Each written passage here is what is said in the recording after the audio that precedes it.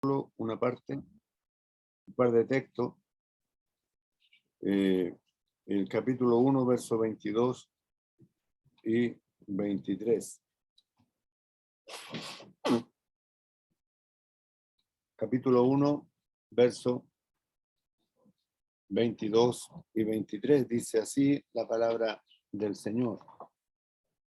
Y sometió todas las cosas bajo sus pies y lo dio por cabeza sobre todas las cosas a la iglesia, la cual es su cuerpo, la plenitud de aquel que todo lo llena en todo. Leámoslo de nuevo. Y sometió todas las cosas bajo sus pies y lo dio por cabeza sobre todas las cosas a la iglesia, la cual es su cuerpo, la plenitud de aquel que todo lo llena en todo. El Señor bendiga su palabra en cada uno de nuestros corazones en esta tarde. Y estaba meditando en la mañana acerca de el señorío de Cristo. Cristo como el Señor de la iglesia. Cristo gobernando la iglesia y Cristo el Señor gobernando cada día, o sea, cada vida, perdón, cada una de nuestras vidas. Esta verdad la debe manifestar la iglesia local, de que Cristo es la cabeza del cuerpo. Pero yo a la vez me hacía la pregunta, ¿qué tan real es esta verdad en cada una de nuestras vidas? ¿Cómo nosotros testificamos? ¿Cómo nosotros manifestamos de que Cristo es la cabeza de la iglesia? ¿Cómo pueden los creyentes manifestar esta verdad el día de hoy, cuando hay tanta división, cuando hay tanta enemistad, cuando hay tanta separación entre los diferentes grupos o las diferentes denominaciones? Y en el sistema religioso, si miramos hacia un poquito hacia afuera, la religión popular tiene un sínodo, tiene una cúpula, tiene una sede de donde manejan la iglesia, entre comillas. Pero la sede de la iglesia, y yo quiero manifestarlo, y esta es una verdad bíblica, la sede de la iglesia está donde está la cabeza. Y la cabeza está entronada en los cielos. Y allí está la sede de la iglesia. Allí donde Dios habita, donde está el Hijo entronado en los cielos. Pero a su vez, el Hijo también está en nuestros corazones, el Señor Jesucristo. Ahora, cuando reconocemos a Cristo como cabeza de la iglesia, se le permite controlar todas las actividades de la iglesia o de la asamblea de la iglesia. Estoy hablando de la iglesia local. Permitirle que él decida sobre los asuntos y supervisar en cada actividad que realicemos como asamblea. Cuando nos disponemos y estamos pensando en volver a las reuniones presenciales, quisiera que meditáramos y pusiéramos al Señor en primer lugar, que le demos al Señor la preeminencia, que le demos al Señor el señorío de nuestras vidas. Ahora, yo aquí veo en esta plataforma virtual, veo un grupo de creyentes, veo personas que han recibido al Señor Jesucristo como su Salvador, pero quizás más tarde, en alguna oportunidad, hay alguna persona que no es del Señor, que pueda oír este mensaje. Ahora la iglesia la gobierna el Señor Jesucristo. Muchas veces se le pone énfasis a un obispo, entre comillas, o a un pastor que gobierne, a un pastor que tome las decisiones. Y de hecho, muchas veces me han preguntado quién es el pastor en nuestras congregaciones, quién dirige la sede central. Me lo han preguntado. Y yo he respondido, el Señor dirige la congregación. La iglesia está gobernada por su cabeza, que es Cristo el Señor. Y la sede central está donde el Señor Jesucristo está. Ahora, debemos reconocer que Cristo es la cabeza y permitir que Él tome todas las decisiones. Ahora, conviene destacar también de que una cosa es hablar del Señor Jesucristo como la cabeza y otra, muy distinta, es reconocerlo en la práctica. Reconocer que Él es la cabeza y que Él toma nuestras decisiones y que nosotros como creyentes podemos dejarnos llevar por aquel que tiene el gobierno de nuestras vidas, por aquel que puede tomar nuestras decisiones. Cuando ponemos toda nuestra vida en las manos de Él, podemos descansar y podemos estar tranquilos. Podemos decir también que hay personas que pudieran derramar hasta la última gota de su sangre, reconociendo que el Señor Jesucristo es cabeza de la iglesia, pero a la par negar también esta doctrina al asumir la posición de dictadores absolutos de una asamblea o de una congregación. Y allí, en la tercera epístola de Juan, encontramos a uno que tomó en la tercera de Juan, 9, versos 9 y 10, dice, yo he escrito a la iglesia, pero Diótrefes, al cual le gusta tener el primer lugar entre ellos, no nos recibe. Por esta causa, si yo fuere, recordaré las obras que hace parloteando con palabras malignas contra nosotros. Y no contento con estas cosas, no recibe a los hermanos y a los que quiere recibirlos se lo prohíbe y los expulsa de la iglesia. Debemos tener cuidado con tomar una actitud así. El diotrefado es común entre las iglesias, es común entre las denominaciones. Y debemos poner mucho cuidado, con celo de Dios. Debemos dejar que el Santo Espíritu de Dios dirija la asamblea. Ahora, puede ser que haya un grupo de ancianos, o como se menciona, o sínodo. Los presbiterianos, por ejemplo, tienen un sínodo. Las asambleas de Dios tienen un presbiterio, se les llama presbiterio. El catolicismo tiene una diócesis o concilio, y eso ejerce dominio sobre una iglesia o sobre un grupo de ellos. Ahora, cada asamblea es responsable directamente a la cabeza y no debe pertenecer a nada ni hacer nada que niegue el derecho que tiene el Señor Jesucristo como cabeza de la iglesia. No debemos hacer nada que niegue al Señor Jesucristo, y lo repito, el derecho de ser cabeza de la iglesia. Y debemos poner nuestras vidas a disposición del Señor. Poner nuestras vidas a disposición del Señor. Cuando nos inclinamos, cuando nos arrodillamos, cuando nos postramos delante del Señor, estamos en un sentido rindiéndole nuestra vida.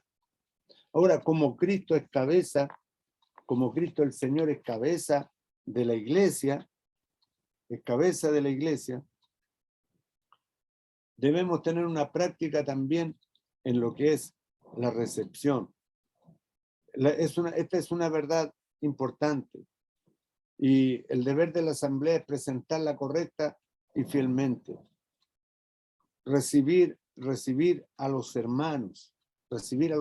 Leímos allí en la tercera de Juan, versos 9 y 10, donde había un hombre que no recibía a los hermanos, y a los que querían recibirlos se los prohibía. Ahora, como norma general, la asamblea debe recibir a todos los que Cristo ha recibido. A todos los que Cristo ha recibido.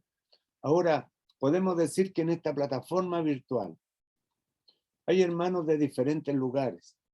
Tenemos hermanos de República Dominicana, tenemos hermanos de Nueva York, tenemos hermanos de México, tenemos hermanos de la Asamblea de Cerro Jiménez, y a todos nos une solo la persona del Señor Jesucristo. Y todos dirigidos bajo su Santo Espíritu. Ese es el propósito. Ese es el propósito. Ahora, allí en Romanos, la carta a los Romanos capítulo 15, Romanos capítulo 15, verso 7, dice así. Romanos 15, 7, dice, por tanto, recibíos los unos a los otros, como también Cristo nos recibió para la gloria de Dios. Para la gloria de Dios. Yo he estado en lugares donde en cierta ocasión me invitaron a una conferencia, no voy a dar nombre del lugar donde fui, pero bueno, fui invitado para oír, pero cuando levanté la mano para participar, me lo prohibieron porque no estaba en comunión en dicha congregación o con dichos hermanos. Que dicho sea de paso, tenemos la misma doctrina, creemos lo mismo, pero hay diferencias, y por las diferencias no pude participar, menos participar en la cena del Señor. Ahora la base de la comunión verdadera es que la persona ha sido recibida ya como miembro del cuerpo de Cristo. Eso es la base de la comunión. Cuando una persona recibe al Señor Jesucristo como su Salvador, esta persona ha sido insertado en el cuerpo de Cristo, que es la iglesia, y el Señor Jesucristo es la cabeza de este creyente también. Y este creyente forma parte de la iglesia universal, Y la iglesia local simplemente va a dar la expresión visible, va a hacer visible lo que ya ha sucedido a nivel universal, recibir al creyente en comunión. Cuando hay excepciones, por supuesto, a la norma. Hay 3 requisitos que pudiéramos mencionarlos como adicionales, requisitos adicionales que están implícitos en la enseñanza del Nuevo Testamento. La persona recibida debe estar viviendo en santidad. En Primera de Corintios, capítulo 5, verso 11, dice así: más bien os escribí que no os juntéis con ninguno que llamándose hermano fuere fornicario, o avaro, o idólatra, o maldiciente, o borracho, o ladrón, con el tal ni aun comáis. Y en el capítulo 10, verso 21, dice así, dice, no podéis beber la copa del Señor y la copa de los demonios. No podéis participar de la mesa del Señor y de la mesa de los demonios. Debe haber santidad en los creyentes para poder tener comunión. La comunión se basa en esto. Va a ser evidente que al recibir un fornicario, un avaro, un idólatra o un maldiciente, un borracho, se daría una representación inexacta del carácter santo de la iglesia. No podemos. Íntimamente relacionado con esto también, sería impropio recibir una persona que esté en disciplina en una iglesia local. Si ha sido disciplinada en una iglesia local, debemos respetar la decisión de la otra asamblea, de la otra iglesia. aunque somos independientes, somos autónomos, tomamos decisiones propias, pero somos interdependientes. Si hay algún hermano de otra asamblea, y esto ocurre muy frecuentemente, que hay hermanos que están con problemas en un lugar y se cambian a otro lugar, se cambian y llegan para participar en la comunión. Ahora, ¿qué es lo que se debe hacer? ¿Qué es lo que menciona la Escritura? La persona debe venir con una carta, y se debe mencionar en la carta en las condiciones que el hermano llegue. Cuando recibimos a un creyente con carta, entonces está respaldado por la asamblea de la cual viene saliendo el hermano. Ahora, cuando leemos allí en Primera de Corintios, capítulo 5, verso 13, se menciona esto mismo. Primera de Corintios 5, 13. Dice, porque los que están fuera Dios juzgará. Esto cuando hubo un problema, un pecado en la iglesia de Corinto, de un hombre que estaba con la mujer de su padre.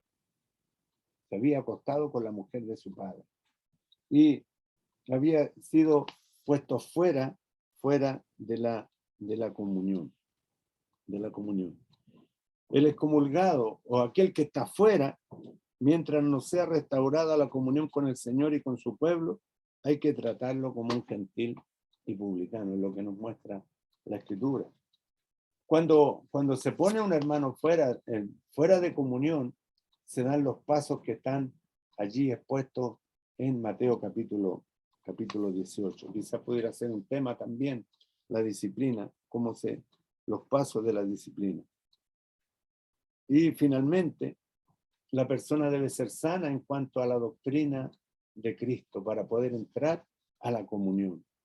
Ahora, esas son para poder tener una relación sana entre los hermanos, poder hablar lo mismo, estar en la unidad del espíritu, en la unidad de la fe, como nos dice allí la carta a los Efesios, el capítulo 4, y poder confiar en que estamos predicando lo mismo y tenemos el conocimiento escritural que nos respalda, nos van a respaldar los principios bíblicos.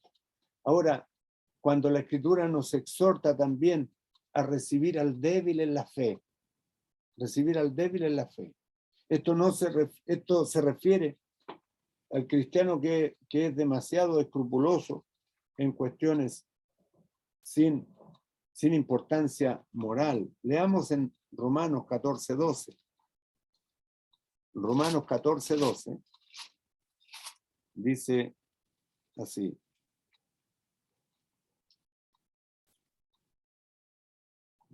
Dice, de manera que cada uno de nosotros dará a Dios cuenta de sí.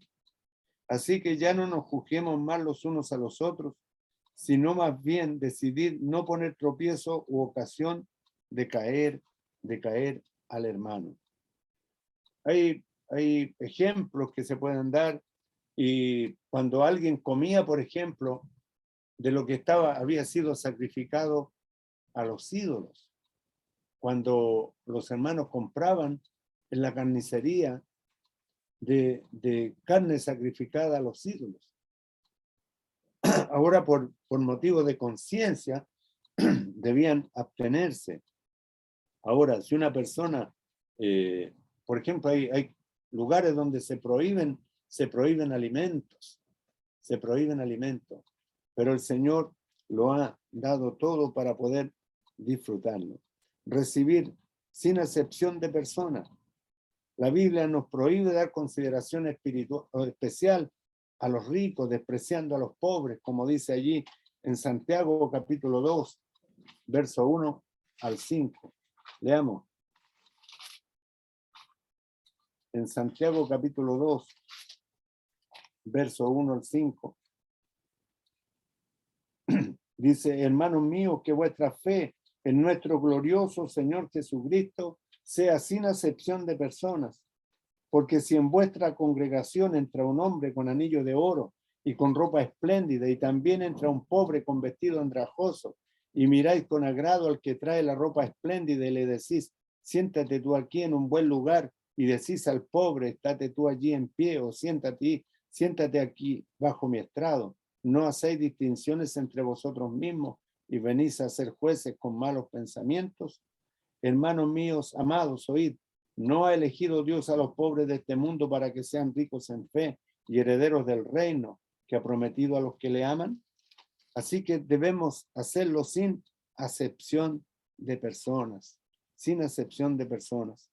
Recibir al que venga al Señor, sin mirar cómo viene, qué trae, cómo es, sino solamente aquel que es creyente, aquel que tiene la doctrina de la persona del Señor Jesucristo.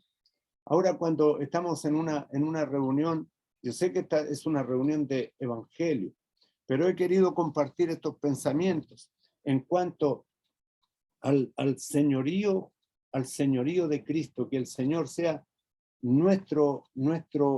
el que gobierne nuestra mente, que gobierne nuestros corazones, que gobierne totalmente nuestra vida. Ahora, si tal vez hubiera alguien que no es del Señor, ¿cómo poder aceptar que Cristo gobierne nuestra vida? Primero se debe abrir el corazón, se debe recibir al Señor Jesucristo en el corazón. Se le debe aceptar. Cuando el texto que leímos allí en la carta a los Efesios,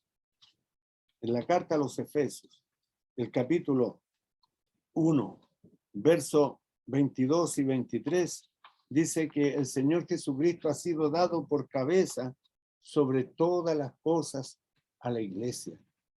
Hemos venido hablando acerca de algunas figuras de la iglesia en estos días.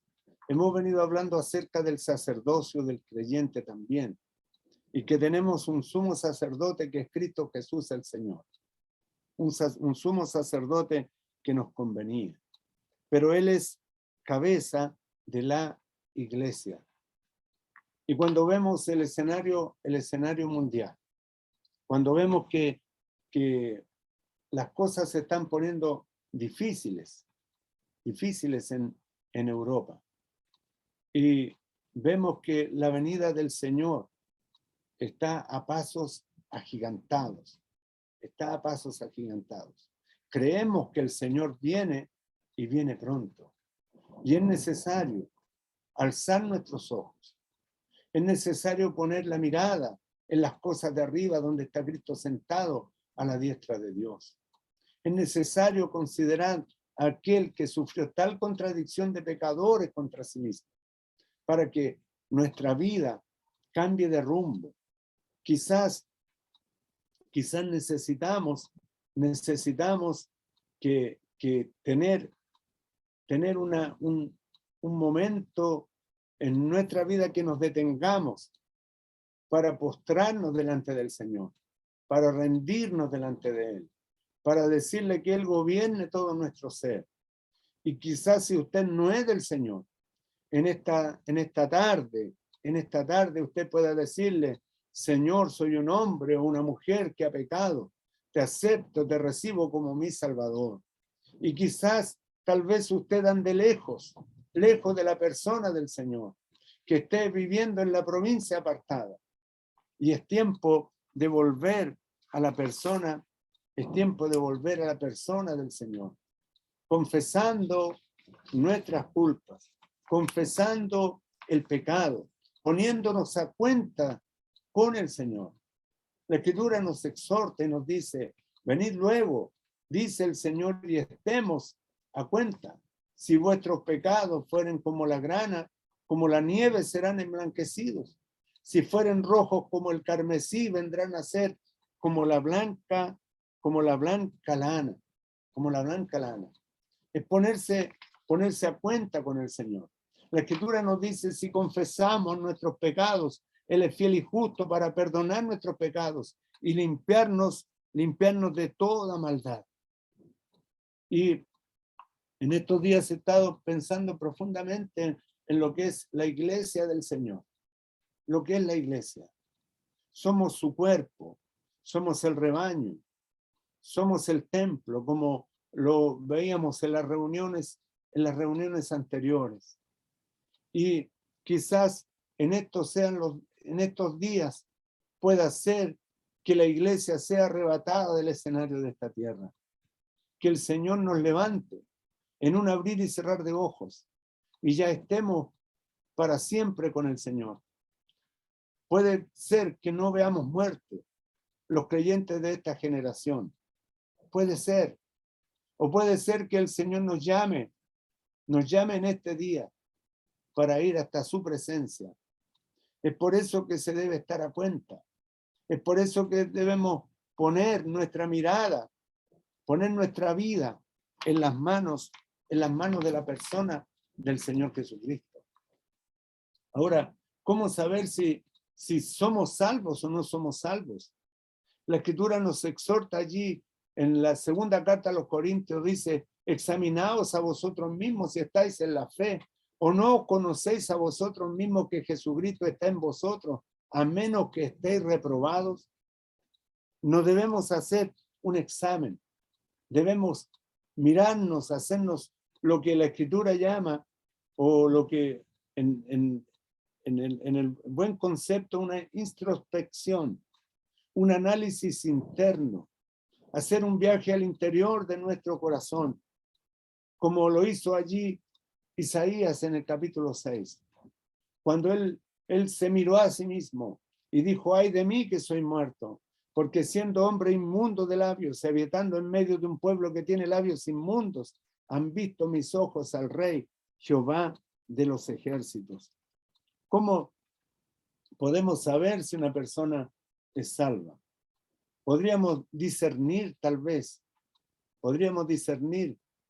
que la persona ya ha tenido un encuentro con el Señor Jesucristo. La Escritura nos dice, por sus frutos los conoceréis. Por sus frutos los conoceréis. Todo buen árbol da buen fruto, y el árbol malo da frutos malos. Así nos muestra la Escritura. Pero en cuanto al tema que veníamos tratando, en cuanto a la recepción, al recibir a los hermanos, yo mencioné la carta de recomendación. Allí en el capítulo 16 de Romanos capítulo 16, verso 1, dice, os recomiendo además nuestra hermana Febe, la cual es diaconisa de la iglesia en Cencrea, que la recibáis en el Señor como es digno de los santos y que la ayudéis en cualquier cosa en que necesite de vosotros, porque ella ha ayudado a muchos y a mí mismo. Y el apóstol Pablo manda esta carta recomendando a Febe, recomendando a la hermana Febe. Así debe hacerse con un cristiano que viaja de una asamblea a otra. Llevar una carta de recomendación. Y se van a evitar dificultades y impedimentos si lleva consigo una carta de la propia asamblea firmada por los hermanos responsables. Ahora, los hermanos, el grupo de hermanos responsables, no forman parte de la cúpula. Entendámoslo bien, no son los jefes, sino que son hermanos que pastorean la grey, que están al cuidado de los creyentes, como dice allí en Primera de Pedro capítulo 5, están al cuidado de la grey, no teniendo señorío de la grey, sino que cuidando de ella. Ahora, También por el testimonio de 2 o 3 también se puede saber que un hermano, que alguien es del Señor. En boca de 2 o 3 testigos conte toda palabra, dice la Escritura. Si uno es conocido por 2 o más cristianos de una iglesia local, la iglesia lo puede recibir sobre la base de la recomendación de ellos. El testimonio de una persona, de una sola persona, que tiene la confianza de la asamblea. ¿Cuántas veces con nuestro hermano Juanito, él daba fe, daba testimonio de una persona, de alguien, y se hacía responsable muchas veces de alguien que llegara a la asamblea para participar de la cena del Señor? Si la persona llegaba sin carta, pero habían referencias de aquello. Ahora, Pablo recomendó a Febe a los santos en Roma, y a Epafrodito también a la iglesia de Filipos, allí en Filipenses, capítulo 2, 28 al 30, Filipenses capítulo 2, verso 28 al 30, dice: así que le envío con mayor solicitud para que al verle de nuevo os gocéis y yo esté con menos tristeza. Recibidle pues en el Señor con todo gozo y tened en estima a los que son como él, porque por la obra de Cristo estuvo próximo a la muerte, exponiendo su vida para suplir lo que faltaba en vuestro servicio por mí. Y Pablo recomienda a Epafrodito, lo recomienda y lo recomienda por carta. La carta es bíblica, aunque por supuesto vivimos tiempos diferentes del apóstol Pablo. Ahora tenemos el teléfono, tenemos el WhatsApp, tenemos un mail donde se puede enviar la recomendación de algún hermano. Ahora, la reputación de la persona como siervo de Cristo. Pablo no se vio necesitado de cartas, pero él era bien conocido como apóstol del Señor Jesucristo. Ahora, la iglesia tiene su manera de conducirse, tiene su manera de hacer las cosas, y es a la manera del Señor, bíblicamente. La congregación con hermanos responsables, donde la iglesia, y me gustaba un término que tenía don Viterbo, donde decía que la iglesia era soberana. La iglesia es soberana. Aunque Cristo es soberano, pero en la multitud de los testigos, en la congregación, la iglesia muchas veces puede tomar decisiones. Yo he estado en lugares donde la congregación toma decisiones a mano alzada. No las decisiones espirituales, por supuesto. No las decisiones espirituales, porque esas no se toman a mano alzada, sino que se toman bajo la dirección del Santo Espíritu de Dios. Las cosas que son domésticas, por ejemplo, un trabajo que realizar en el local o la pintura del local, se pueden tomar a mano alzada, pero decisiones espirituales, las decisiones se van a tomar bajo la dirección del Espíritu Santo de Dios. Así se conduce la iglesia del Señor. La comunión o el estar en la reunión de los santos, en la comunión de los santos, podemos recibirnos unos a otros, así como Cristo nos recibió para la gloria de Dios. Pero vale la pena redundar en esto, ser redundante, de que la persona debe tener buen testimonio y de que debemos concordar también en la doctrina. Y confieso que muchas veces, ante la emoción, uno recibe hermanos, y donde se ha disciplinado en nuestra asamblea, años atrás, tuvimos un caso de un hermano que había sido disciplinado en otra asamblea. Y yo fui a interceder a la asamblea para que le dieran la carta y él se viniera aquí a Valparaíso. Y fue recibido a la comunión. Pero luego tuvimos algunas dificultades. Y creo que uno debe esperar en el tiempo del Señor. Debemos esperar y debemos dejar que el Santo Espíritu de Dios nos guíe y nos dirija en todo.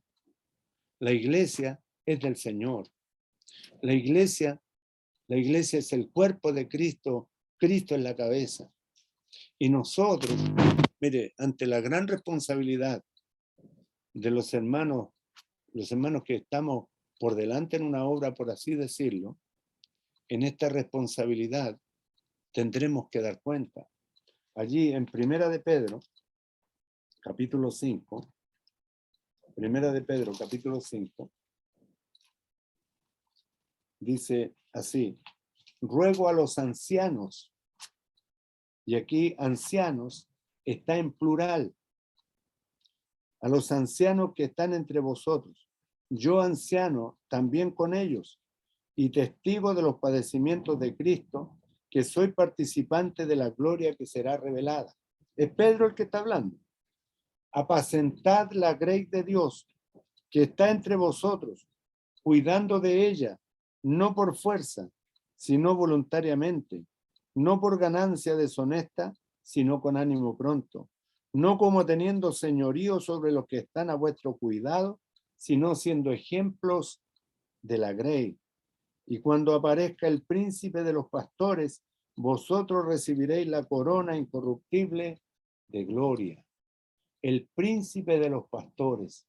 Habla aquí de ancianos en plural, de los pastores en plural. Cuando se habla de pastor en singular, se refiere a la persona del Señor Jesucristo. Pastores en plural es el grupo de ancianos, es el grupo de hermanos responsables. Y lo recomendable es que sean más de 2. Eso es lo recomendable. 3, 5, siempre números impares, para que cuando tomemos decisiones podamos saber que estamos siendo dirigidos por el Señor, por el Señor. Es interesante cómo el Señor puede movernos cuando estamos sujetos al Espíritu. Y creo que lo necesitamos. Necesitamos vidas consagradas. Necesitamos consagrarnos como creyentes delante del Señor. Vienen tiempos difíciles para la iglesia. Yo creo que nos vamos pronto por todos los acontecimientos que vemos en el otro lado del mundo y por cómo se está moviendo todo también políticamente en nuestro país y en los países vecinos.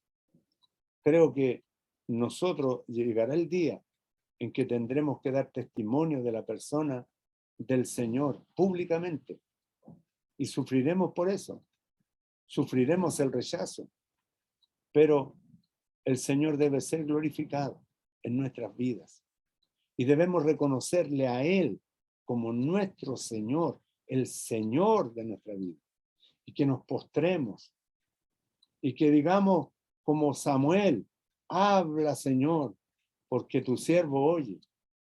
Habla, Señor, háblanos a nuestros corazones, háblanos a nuestra mente, dirige nuestros pasos, abre nuestros labios para proclamar estas verdades que deben ser anunciadas, las virtudes de aquel que nos llamó de las tinieblas a su luz admirable.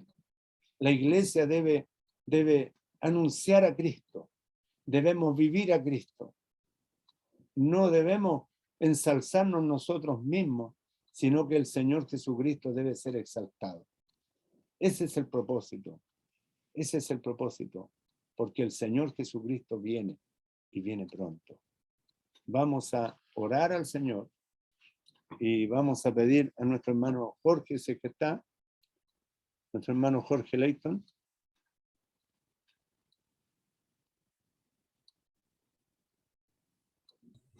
Ok, ¿se escucha bien? Bien, bien. Ok, oremos. Nuestro buen Dios, nuestro Padre, te damos las gracias a ti porque podemos reunirnos en esta plataforma, porque podemos escuchar de tu palabra.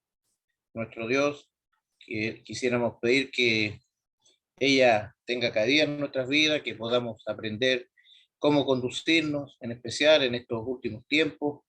Nuestro Dios, todo indica, por lo que está sucediendo en todas partes del mundo, que la venida del Señor está próxima. Nuestro buen Dios, te pedimos que como iglesia tuya podamos estar firmes, predicando a aquel que vino a este mundo, que murió, que entregó su vida para rescatarnos. Nuestro Padre Celestial, todos tenemos familiares, amigos, vecinos que no te conocen. Ayúdanos a llevar una vida que dé testimonio del Señor Jesucristo, que es el Señor de nuestras vidas, que es el que puede salvar, que puede redimir. Nuestro Padre Celestial, también quisiéramos encomendar en tus manos a nuestros hermanos que están aquejados de salud, que tú seas con ellos, que los acompañes, los guardes, los bendiga. Nuestro Padre, que tu voluntad sea hecha en cada una de nuestras vidas. Nuestro Padre, también dejamos en tus manos a nuestras hermanas mayores para que se sientan protegidas por ti, nuestro Padre. Nuestro buen Dios, te damos las gracias, nos queremos encomendar en tus manos, agradecidos, en el nombre de nuestro Señor Jesús. Amén. Muy bien, hermano, pueden abrir los micrófonos. Y bueno, como mencionaba al principio, el hermano David Logallo